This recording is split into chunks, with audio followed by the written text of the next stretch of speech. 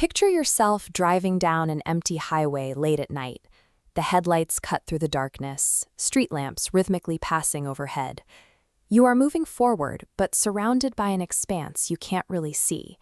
It's a fitting way to think about how we navigate human existence, hurtling through the vastness of space and time, wondering what exactly we're driving toward.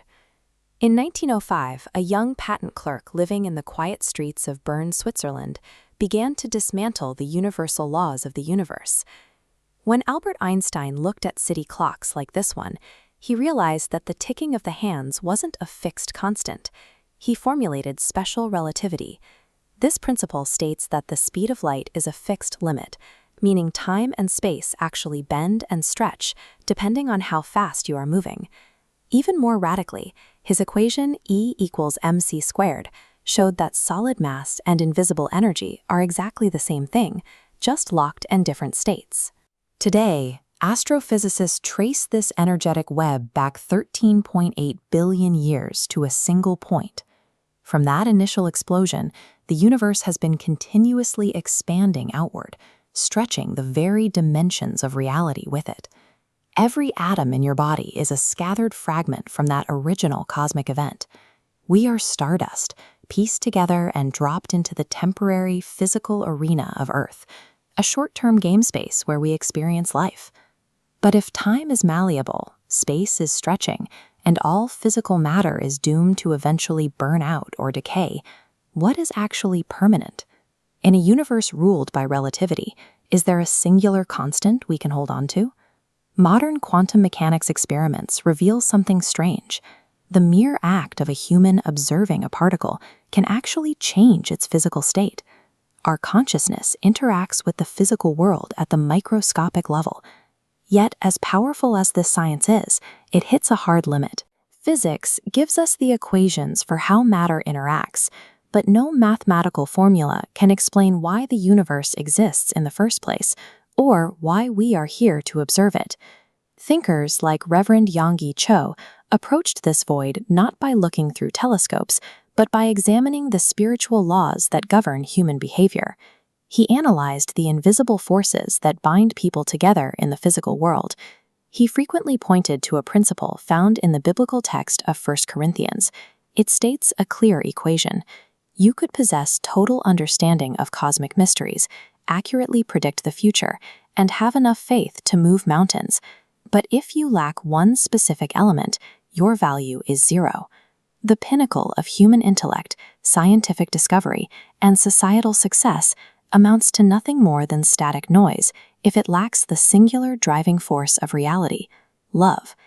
In physics, invisible energy is only proven to exist when it interacts with the observable world. We know thermal energy is real because we can see it manifest as heat and blinding light. We know gravity exists because objects fall. The exact same rule applies to love. To actually exist in our physical dimension, this spiritual energy must convert into observable kinetic action. Reverend Cho laid out clear behavioral metrics for this energy conversion. He taught that love is measured by patience, the willingness to endure deep personal hardship, and executing kindness toward others, even when it costs you something. Actively biting your tongue to suppress a burst of anger, or voluntarily stepping back so someone else can take the advantage. These are difficult physical actions. They require a massive output of personal energy to override your own ego. The natural, default state of the physical universe is called entropy, an inevitable decline into disorder and chaos. Without the active input of this loving energy, human relationships and entire societies naturally decay into selfishness and breakdown. This makes the act of forgiving an enemy a disruption of the standard chain of cause and effect. In a physical system, every action creates an equal reaction. A strike usually triggers a counterstrike.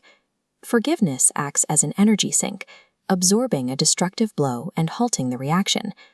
These choices reach beyond polite moral behavior.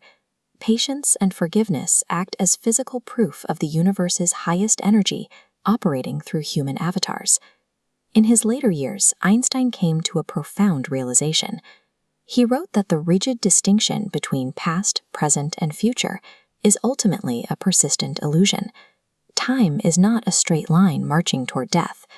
This reframes how we look at the ultimate demonstration of love, willing self-sacrifice. Giving up your own life for someone else completely defies the biological and physical survival instincts of the natural world. Historically, this defiance culminated in the crucifixion of Jesus. This event stands as a singularity, a moment where love proved tangibly stronger than finality. There is an unavoidable terminal rule built into our dimension. Eventually, every star will burn out. All accumulated physical wealth, social status, and scientific knowledge will decay and disappear. Reverend Cho recognized this inevitable collapse and drew a final assertion. When human consciousness finally transitions out of this space-time reality, the only currency that survives the journey is love actively given away. In a temporary universe where every physical structure is destined to burn away, your choices matter. The quiet, seemingly insignificant acts of patience, forgiveness, and sacrifice you choose today are the only things that will survive the end of time.